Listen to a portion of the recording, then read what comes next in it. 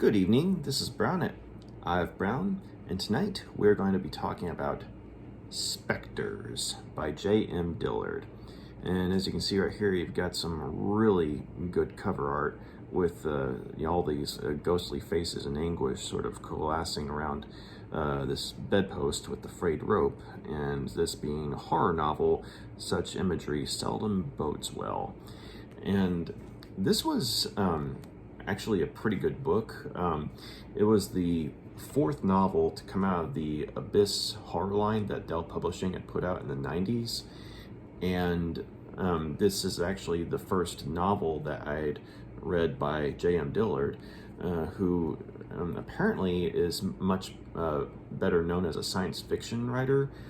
She's written a number of Star Trek novels in the 80s that were well regarded within the fan community of Star Trek. And so apparently I think this was her first horror novel. I'm not 100% sure on that, but I think it was. So she wrote this in 1991, and it was a good book. It was a good horror novel. Had very good character development, flowed at a good pace. I finished it within just a couple of days. And while I do say that it is a good book, it's not something I would want to reread, because unfortunately there is some subject matter that plays a rather prominent role, which I'll explain shortly here. But because of said subject matter, it's not something that I would want to expose myself to on a regular basis, and when it comes to reading, so to speak. But anyway, though, so the story begins in the 1960s, and there's this the first character we come across is a guy named Brunner, no relation to Brunner the bounty hunter from Warhammer Fantasy, thank God. But this Brunner, though, he has a respectable job as a pediatrician, but he has a sordid secret, in the sense that he is a sexual predator who has an eye for underage girls. And he has essentially wormed his way into the life of a woman named Maria, who has two twin daughters.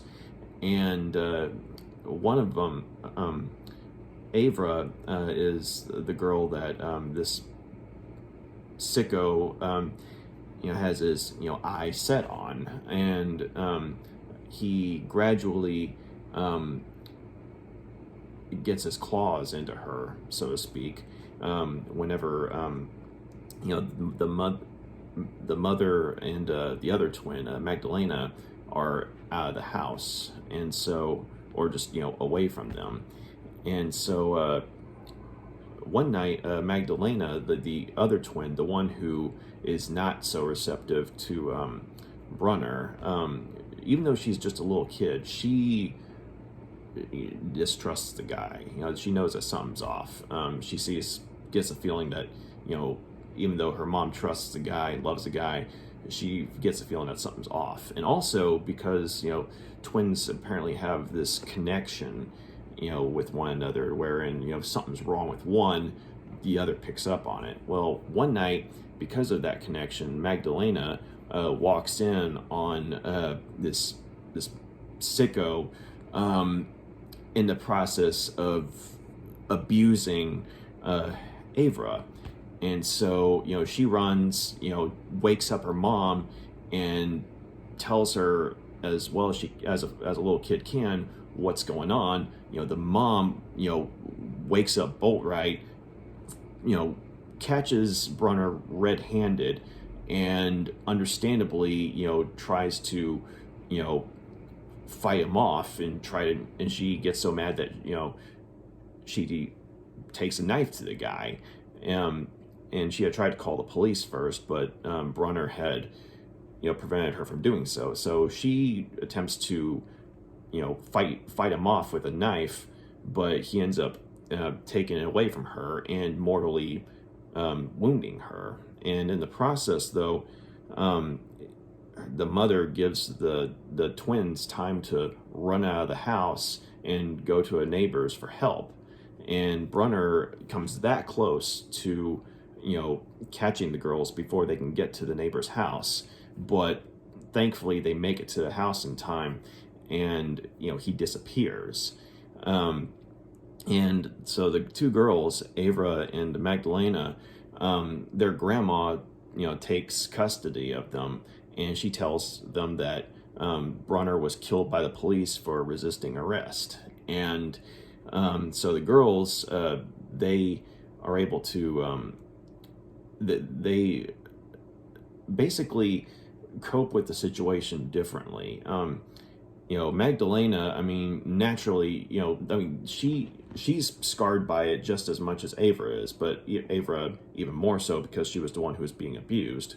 But Magdalena, though, she's able to essentially have something of a social life, and she even has a boyfriend, one that she is considering moving it, having, a place together with him, but she's also always been the one to watch out for Ava ever since they were kids, and ever since their grandma had died a couple of years ago. It's been the two of them, against the world. But basically, Ava, she's finally met someone that she somewhat approves of in terms of a would-be suitor for her sister. And so basically, Ava, though, she's been able to have a life as well, but social interaction with her, say outside of work or outside of her sister and her boyfriend, is very difficult for her. And basically, the memory of what happened, she's gradually, blocked it off in some ways. She knows that something bad happened to her and something had happened to her mom, but she started to believe the white lies that her grandmother and other people had told her and Magdalena about their mom. Apparently, they were told that their mom, died in an accident. But the thing is, that was actually kind of a cover story because they changed the grandmother changed their names, I guess, for safety's sake. And so, Magdalena, that was a story that she told her boyfriend, that the mom died in an accident. But her and her sister, Ava, they both knew that, their mother was killed by a monster, and Ava was irreparably scarred by that.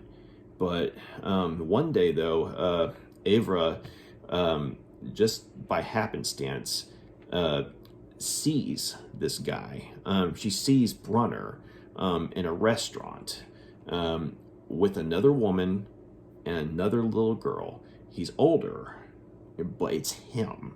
She initially, didn't think it was him, but his mannerisms and his behavior, especially with the little girl and the way he sang a certain song to her, it was a song that he had sang to her, to Ava, when she was a girl. And, her world just comes crashing down. And, she was just getting to a point where she was barely getting over the experience, and she's in her 20s at this point. But this just, brings everything back. And so, in the meantime, Brunner, on the other hand, obviously was not killed by the authorities. He was able to run away and essentially take on a new identity. And he's actually amassed a trail, or I guess a collection of victims, all underage girls, but it's always been a pattern. It's always an underage girl that is either with a woman that he's able to charm into accepting into their lives, or a girl that he's able to just get on his own. And several girls have been killed by him, unfortunately. And but every time he does this, he ends up, moving. And so, he's always changed his name, and but he's always been able to stay ahead of the law. And oftentimes, the law doesn't even pick up on the fact that it's, a pattern, because he tries to make a point to, keep the killings isolated, or the abuse and the killings isolated. But recently, though, he's been plagued by, sort of like these waking nightmares in which he sees ghostly apparitions of, some of the little girls that he's killed, and they seem to be, trying to communicate with him and tell him something, but at the same time, though, he doesn't know what they're trying to tell him. But then he realizes that they want revenge. But in his, deluded mind, though, he's thinking that they want revenge on the girl who got away, namely Ava, because it wasn't until he had killed Ava's and Magdalena's mother, that he went from, predator to murderer. And so at that point, it was from then on that, the two became intertwined. The desire to abuse the girls and murder them kind of just melded together. And so in his mind, he's thinking that, these apparitions are wanting him to find Ava after all these years and kill her. So, that way, a balance will be restored. And so basically there's this whole cat and mouse thing going, because on one hand you have, Ava, who, she's had a chance at a new life, and she's just getting to where, she can function, but, seeing him just wrecks her. But at the same time, though, she knows that she's probably one of the few people who has a shot at ultimately stopping him. And she's able to communicate with her sister what's going on.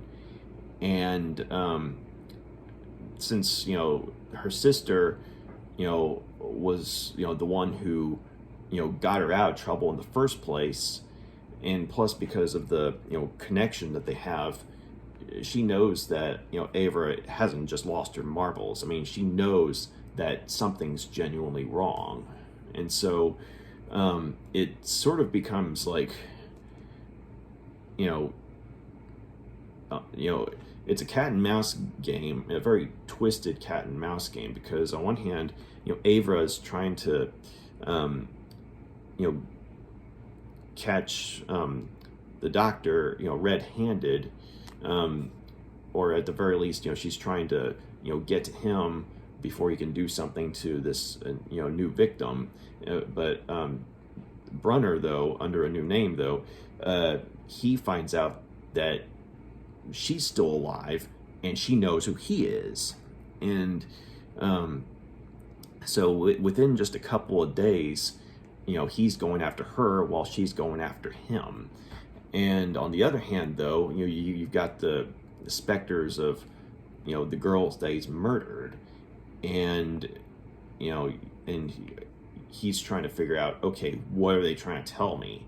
Because obviously they're guiding me towards her for a reason, and so you're trying to figure out, what's going on there. Like, why are they appearing to him now, when they never appeared to him, all these years past prior to this.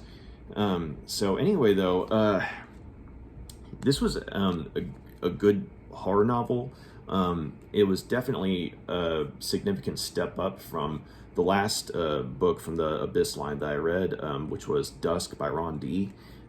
This was more in the vein of, what the mission statement of the Abyss line was, which was to basically get into more, I guess, the horror of, human nature. And so this is it's sort of, going back to, what the very first novel, Kathy Koja's The Cipher, did, for the horror line and for the horror genre in general, I guess. And so it was good to go back to what the Abyss line was trying to do, because this is a very human-driven novel in terms of the direction and the source of the horror, and even if there had been no paranormal instances in this book or anything that was of a supernatural nature, this would still be a disturbing book to read, because one of the main characters is a child predator. And so but one of the things that I guess you could say compelled me to finish reading the novel was the fact that just when you're thinking that this whole book is going to be from this piece of crap's perspective, and you're going to be stuck with him the whole way, it shifts to Ava, and it makes it clear that this abuse that she went through, thankfully they don't go into they go into just enough detail where what's going on, but not to the point of it being how should I say this, pornographic, if you will. I mean, it is to an extent, but at the same time, it's like there's a line there. Even though the Abyss line, even though this the mission statement was to cross the line, there was just enough of a boundary there to where it makes it very clear what's going on. But J.M. Dillard, she doesn't romanticize it. So while you're initially getting things from the villain protagonist's perspective, and you're thinking, are we going to be getting a book where you're seeing just how turned on this monster is when it comes to his prey, because honestly that's not something that I would want to contend with for a whole novel. I like horror, but when it comes to stuff like, say, child abuse or animal abuse, that's stuff that really disturbs me. But like I said, when it switches, but then in the very next chapter, like, it switches to Ava's perspective, and it makes it clear that no, this is not something that we're romanticizing. This is an ordeal, and this really messed her up. And so you see Ava's arc, and I'm very thankful that she had her sister watching her back, and who was able to get her out of there. And that's one of the things I liked about the characters, in the sense that of the, I guess you could say, the good characters, Ava and her sister Magdalena, because it goes into the deep connection that they have as twins, but you see just how much they love and care for one another. And Magdalena especially, she's like a mama wolf almost when it comes to, or a mama bear when it comes to trying to look out for her sister. And so I really appreciated that there was that positive character arc when you see how Ava, even though she's been almost irreparably scarred by what happened to her as a child, how partially because of her sister, she's been able to gradually try and rebuild herself. So while she was a victim, she does get to a point where, when the past comes back to, haunt her, she's obviously traumatized, but eventually she gets to where she makes a point to try and fight back. And so, I did appreciate that, at least. I appreciated that aspect of the book. So while it was disturbing, because of the nature of the villain protagonist, the doctor, I did appreciate that it wasn't just, uh, the guy getting his jollies all the way through the book. It was more like you saw, the type of horror, that it caused. And, you saw the fact that someone was trying to fight back against it.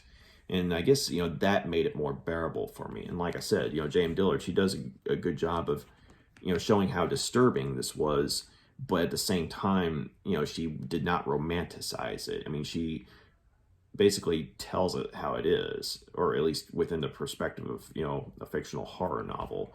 And I will say that, the characters, like I said, I mean, the characters, she does a good job of fleshing them out. And like I said, the twins, I mean, they're very, relatable and likable, and you're rooting for them, the whole way through because they come across as so believable.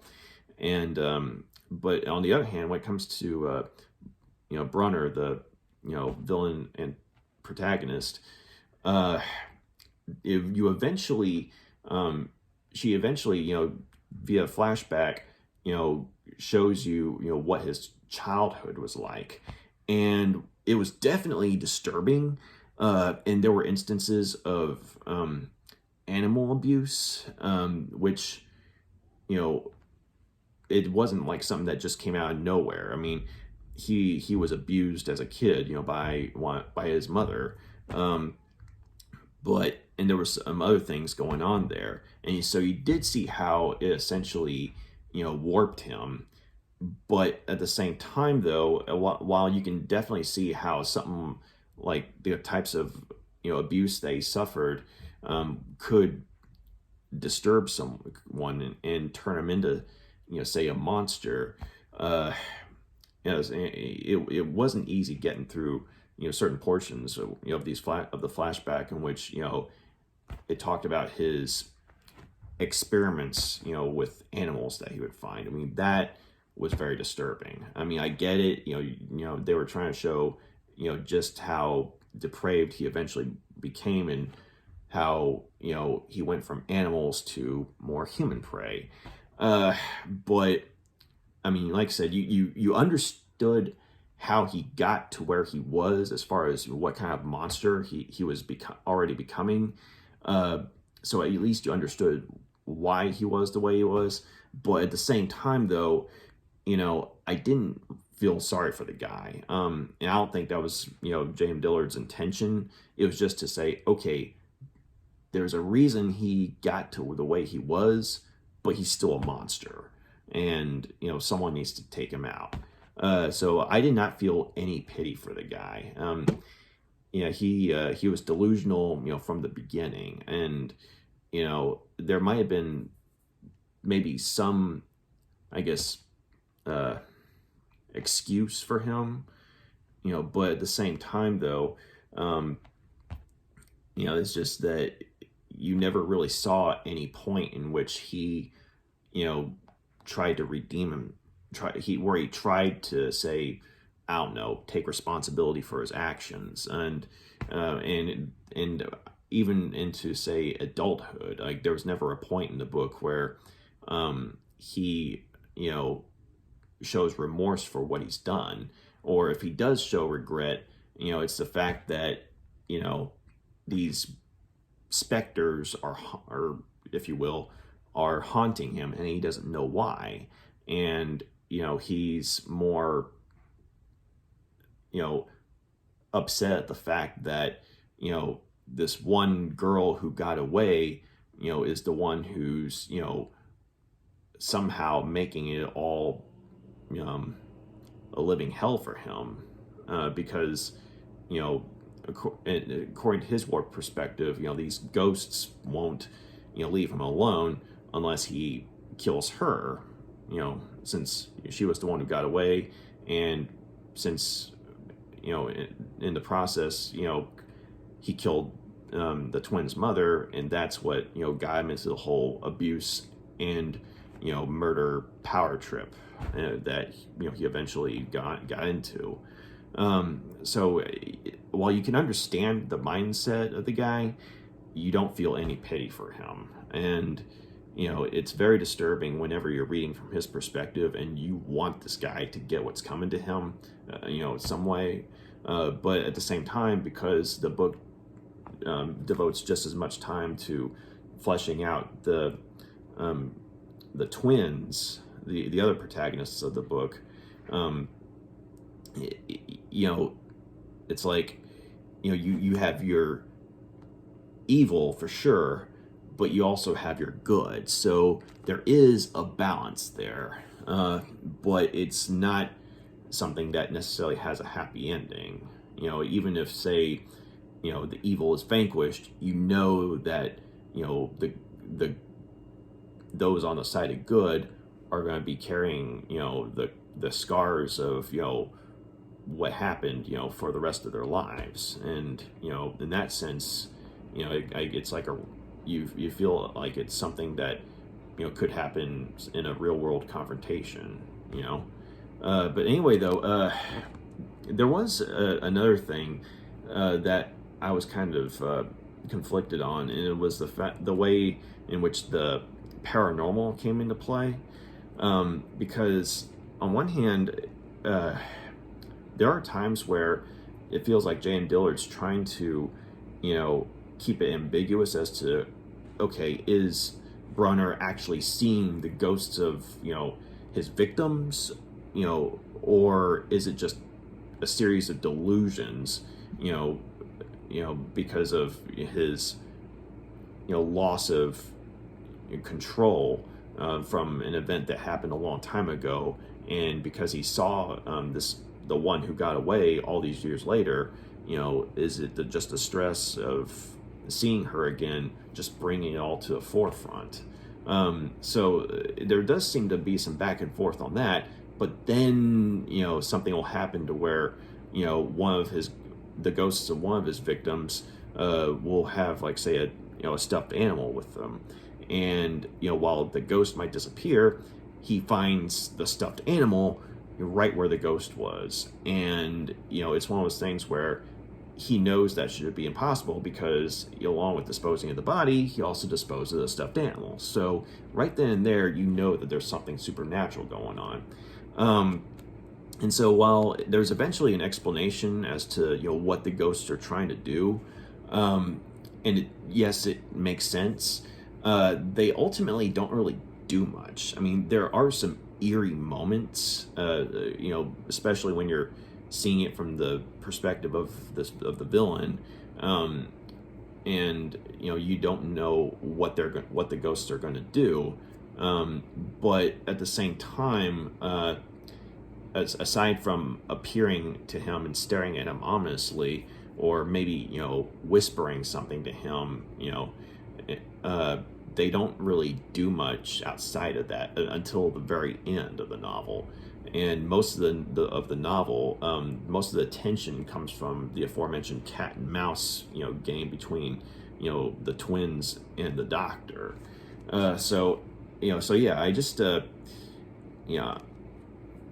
mean, I know that they were trying to go for more, the human evil is more disturbing than, say, something supernatural, which, I mean, it's a good and valid argument.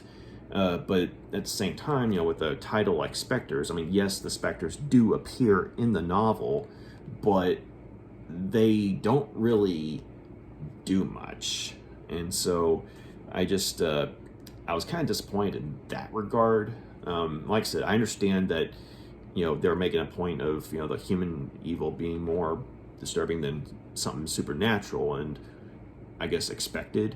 But at the same time, you're going to call your novel Specters, you might want to have the Specters, be a little more proactive in, I guess, the horror department. But anyway, though, I mean, that was, for me at least, it turned out to be a lot more minor of a problem than I thought it would be, primarily because, the characters were so well written, and, the book, flowed at such a pace, to where, I got invested in what was going on, especially in the plight of the twins, and, I wanted, to see what happened next, because I wanted this doctor to, be killed in a horrible way. I mean, the guy deserves it. And so, I was invested in that sense. Like, I wanted to see, the bad guy get what was coming to him. But it's just when, the Specters came into play, it just felt like, what are you guys doing here? I mean, you're, the namesake of the book, but you're not really doing much. I mean, so anyway, though, it turned out to be a very minor quibble because of how well developed the characters were, and because I cared about, the twins, the sisters. I just, I was able to, just kind of let the tension that was already present, kind of, carry the weight. But anyway, though, I'm going to go ahead and give Specters, 4 out of 5 stars. It was well written, and I would even say it was a good horror novel. But it, like I said at the beginning, because of the subject matter, it's honestly not something I think I would. No, let me phrase that. It's not something I see myself reading again, but at the same time, I do think J.M. Dillard is a very good writer, just from what I read here, and I would be open to reading something else that she wrote. Maybe something more along the lines of the science fiction that she's known for. But as far as rereading this, because of the subject of child abuse that plays a big part, I don't see myself going back to it anytime soon. So I mean, if you're a horror fan, I mean, it's worth checking out. But outside of that, yeah, it's gonna be kind of limited as far as who would probably appreciate it. So good novel, but don't really want to reread it again. But I gotta give the book its props. I mean, it was a good quick read, and it kept me invested in terms of the characters, and J.M. Dillard showed that she was a good writer. So yeah, that was my thought. Those are my thoughts on Specters. Thank you for taking the time to check out my review, and hope you all have a good night. Bye.